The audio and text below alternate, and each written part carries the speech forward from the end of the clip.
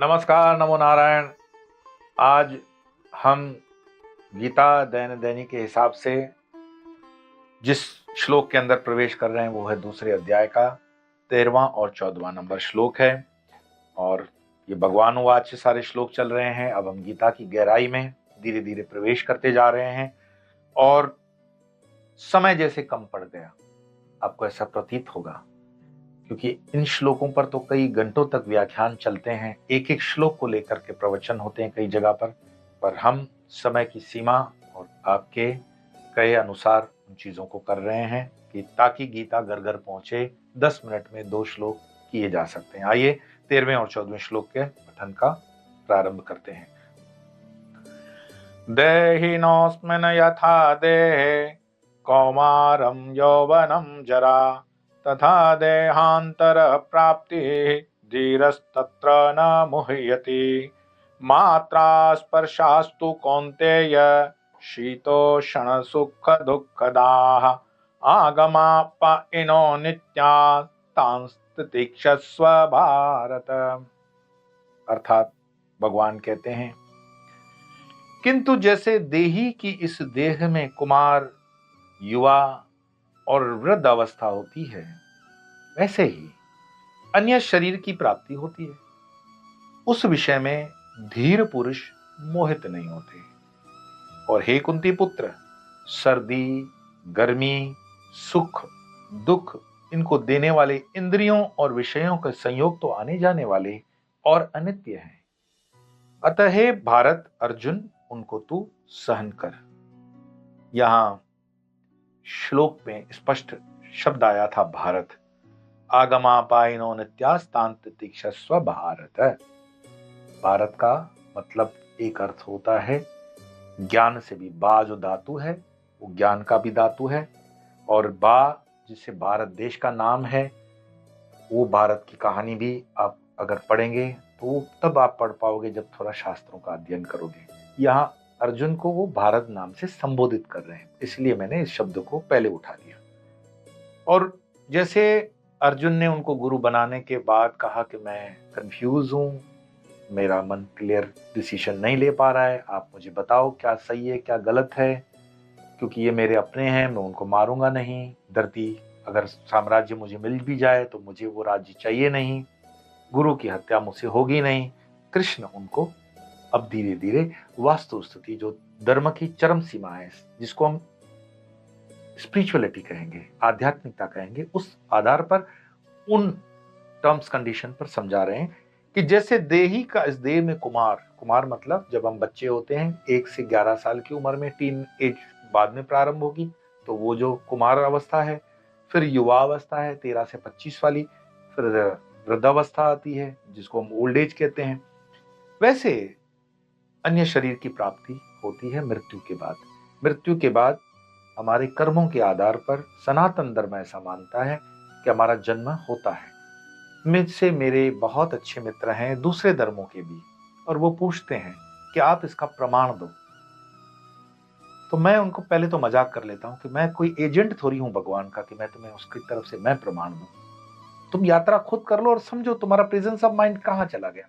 एक छोटा सा 3 साल का बच्चा है, वो तबला ऐसे बजा देता है कि हमारे जाकिर हुसैन जो है वो भी पीछे नंबर 2 पे चले जाए। 3 साल की आयु में तो उन्होंने भी नहीं बजाया होगा ऐसा तबला। तो ये कैसे उसने तबला बजा लिया, कौन उसको सिखाता है? कई छोटे बच्चे अच्छा खासा भजन कीर्तन गायन करते हैं। कुछ छोटे से छोटे बच्चे स्विमिंग में तो होते ही हैं माहिर। ऐसे अजीबो गरीब उनके अंदर भगवान की देन आ जाती है, पैदाइशी, बहुत छोटी उम्र के अंदर। तो वो कहां से लाता है, कौन उसके अंदर स्टार्ट करता है? तो कोई मेडिकल का सूडो सेकुलरिस्ट होगा तो वो कहता है कि ये रैंडम ऐसा होता है। दे जगल विद द वर्ड्स। जब हमारे पास बुद्धिजीवी, तथाकथित बुद्धिजीवी, ड्राई इंटेलिजेंट मैं जिनको बोलता हूं, इंटेलिजेंट 2 होते हैं, एक ड्राई और एक भगवान की चक्कर में डूबे हुए सिरप वाले होते हैं। और ड्राई जो होते हैं वो मोस्टली ऐसे पार्टीज लाइन में पे चले जाते हैं, आर्ग्यूमेंट और डिबेट्स में ड्राई इंटेलिजेंट आ जाते हैं। तो ड्राई इंटेलिजेंट कहेगा ये कोइंसिडेंट है, बच्चा ऐसा एक आध होता, सब तो नहीं हुए। पर भाई वो एक भी अगर होता है तो उसका आधार क्या है? तो ये कर्म हमारा जब जन्म पूरा होता है, इस देह को हम छोड़ते हैं, दूसरा जन्म मिलता है। इस देश ने, भारत ने इस दर्शन को हजारों हजारों वर्षों तक जिया है, पिया है, पिलाया है, और इस परंपरा का आज तक हम निर्वाह कर रहे हैं कि हां, कर्म होता है, जन्म होता है, मरण होता है, इसको हम मानते हैं। और जो नहीं मानते हैं वो वहशियत के हवाले हो गए। उनकी सिविलाइजेशन वहशियत वाली सिविलाइजेशन हो गई। उनका कोई सृजन नहीं हुआ। उन्होंने हमेशा विसर्जन को ही अपना सृजन माना। दूसरों की चीजों को कब्जा करो, दूसरों की चीजों को तोड़ो मरोड़ो, अपना नाम करो, अपना वो सृजन नहीं कर पाते। तो कहने का अर्थ यही है कि अर्जुन को वो समझा रहे हैं कि जैसे ये देह है, उसमें कुमार, युवा और वृद्धावस्था होती है और अन्य शरीर की प्राप्ति होती है, उस विषय में धीर पुरुष, धीर मतलब जिसका ध्यान है, थोड़ा सा धैर्य है, डेप्थ है, थोड़ी सी एक खड़े होने वाली मानसिकता है, सुन रहा है, समझ रहा है, चिंतन है जिसका, वो धीर पुरुष मोहित नहीं होता। मोहित होना मतलब मोह में आना, डेल्यूजन, वो नहीं है। और हे कुंती पुत्र, सर्दी, गर्मी और सुख दुख को देने वाले इंद्रियों और विषयों के संयोग तो आने जाने वाले हैं। मान लो जब हम किसी उलूल जुलूल ऑफिस के काम में आ जाते हैं, कोई भी काम ऑफिस का कोई भी हो सकता है, कंप्यूटर हो सकता है, सॉफ्टवेयर हो सकता है, एयरलाइन का हो सकता है, होटल इंडस्ट्री हो सकता है, एनी टाइप ऑफ वर्क, और उसमें आपको सर दर्द हो गया, आपने एक पैरासिटामोल गोली ले ली, मैं आकर के आपको पूछता हूं कि क्या हो गया भाई साहब, तो आप मुझे क्या कहते हो? मेरे सर में दर्द है। ठीक है। फिर दूसरे दिन होता है, आपकी गाड़ी स्लिप मार जाती है, टू व्हीलर, और आपको चोट लगी है, आप बैंडेज वगैरह लगाते हो, मैं आपको पूछता हूं आज क्या हुआ, तो आप कहते हो मेरे हाथ में दर्द है। आप ये क्यों नहीं कहते हो कि मेरे में दर्द है? आपको कितना ज्ञान है, आपको भी तो कितना ज्ञान है, सोचो। आपको बिल्कुल पता है कि मेरे सर में दर्द है, मेरे में दर्द नहीं है। दैट मीन्स आप बिल्कुल श्योर हो कि ये जो सर है वो मैं नहीं हूं, मैं सर से अलग हूं। बड़े ब्रह्म ज्ञानी हो आप तो ये हाथ है, इस हाथ में दर्द है, हाथ मेरा है, लेकिन दर्द हाथ में, मेरे में नहीं है। तो मैं हाथ से अपने आप को एसोसिएट नहीं करता हूं, ये मेरा हाथ है, हाथ में दर्द है। इट मीन्स मेरे हाथ में दर्द है, मेरे में दर्द नहीं है, मतलब मैं हाथ से अलग हूं। तो यही तो वो कृष्ण बताते हैं कि विषयों के संयोग तो आने जाने वाले हैं, और सर्दी, गर्मी, सुख दुख इंद्रियों के हैं। तो जो हम कहते हैं ना कि आंख में बड़ा दर्द है, इसकी दवा, कोई स्तोत्र बता दीजिए, कोई कवच बता दो, शरीर के बता रहे हो। अध्यात्म में आगे की यात्रा करोगे, मैं उनका विरोधी नहीं हूं जो ये सब देते भी हैं, ठीक है, परमात्मा की प्रकृति है, इसमें तो बहुत कुछ होगा। लेकिन मैं अपने लिए मानता हूं कि आध्यात्मिक उन्नति के लिए जो आत्मा से संबंधित हो, आत्मोन्नति के लिए, शरीर उन्नति के लिए, आत्मोन्नति के लिए जो मार्ग हो, मैं उसके लिए आपके लिए लाभदायी बन सकूं, क्योंकि मेरे गुरुजनों ने मुझे आत्मोन्नति का मार्ग बताया। अगर शरीर के मानो की चवन्नी की जो पैरासिटामोल देने का मैं मंत्र आपको दूं कि ये दर्द से निवारण हो, तो पैरासिटामोल कंपनियां को भी तो खाने का अधिकार है। इसके लिए हम अपने धर्म की साधना को लगाएंगे तो मूर्खता है। आत्मोन्नति में धर्म लगता है। अब ये मान लेना कि सुख और दुख को देने वाली इंद्रियां और विषयों के संयोग आने जाने वाले और अनित्य है। अनित्य मतलब नित्य नहीं है, कंटिन्यू नहीं है, अनित्य है, इंटरप्टेड है, वो हमेशा नहीं रहेंगे।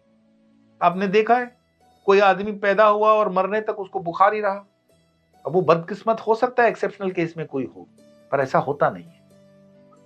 अनित्य है, ये आएगा जाएगा। और ऐसा भी व्यक्ति नहीं है, मैंने किसी दर्शन शास्त्र में पढ़ा था कि एक संत के पास कोई अपनी बेटी का हाथ लेकर गया कि आप मेरी बेटी से शादी कर लो। उसने कहा क्यों? तो उसने कहा मेरी बेटी पर ऊपर वाले की इतनी कृपा है कि इसको आज तक कभी नजला तक नहीं हुआ। नजला मतलब सर्दी जुकाम। संत ने कहा रहने दे, ये लड़की सबसे बड़ी बदकिस्मत है, इसको सर्दी जुकाम तक भी नहीं हुआ। इसके लायक भी उसको परमात्मा ने नहीं समझा कि इसको सर्दी जुकाम जैसा थोड़ा सा दुख दे। दुख आपको दिया इसीलिए जाता है कि आपकी कैपेसिटी बढ़े, उससे आपका रेजिस्टेंस बढ़ता है। आपको पता है कि आपका बुखार जो होता है वो बुखार बीमारी नहीं होती, बुखार बीमारी का इंडिकेशन होता है। लेकिन हमें दिखाया गया कि बुखार तो बहुत बड़ी चीज है, हा हु पैनिक हो जाता है, वो एडवर्टाइजमेंट आ जाती है, सर में दर्द, ये लो फला गोली, ये लो फला गोली। अरे थोड़ा सा सहन करना भी तो सीखो, उससे कारण भी ढूंढो, उस कारण से बाहर आ जाओ।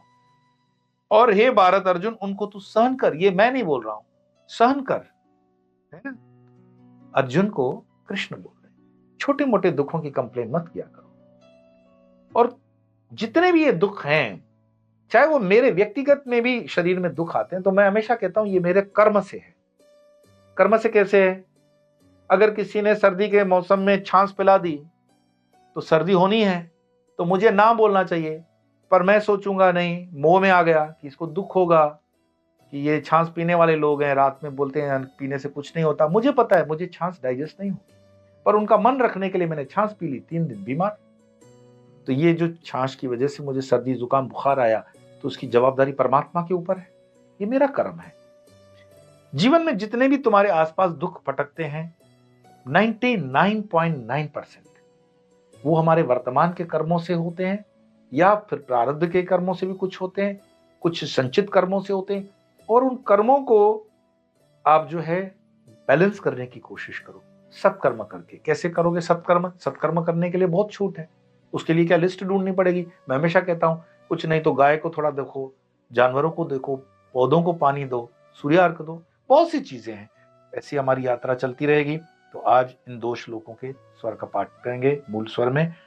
देहिनोऽस्मिन् यथा देहे कौमारं यौवनं जरा तथा देहांतर प्राप्ति धीरस्तत्र न मुह्यति मात्रा स्पर्शास्तु कौन्तेय शीतोषण सुख दुःखदाः आगमापायिनो नित्या तांस तीक्षस्व भारत।